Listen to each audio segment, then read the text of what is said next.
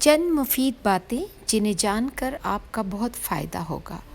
سورہ فاتحہ پڑھ کر پیٹ پر دم کرنے سے پیٹ کا درد ختم ہو جاتا ہے۔ اپنا سیدھا ہاتھ سیدھے گال کے نیچے رکھ کر سونے سے ہارٹ اٹیک سے محفوظ رہتے ہیں۔ رات کا کھانا نہ کھانا جلد بڑھاپا لانا ہے۔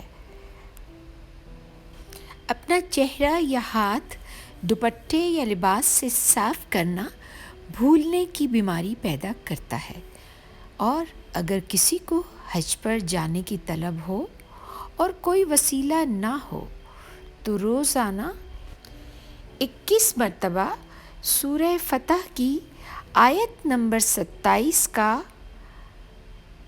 ورد حصول مقصد تک کریں۔ اللہ تعالیٰ انشاءاللہ حج پر جانے کے لیے آپ کا کوئی نہ کوئی وسیلہ پیدا کر دے گا۔ امید ہے یہ مفید باتیں آپ کو فائدہ پہنچائیں۔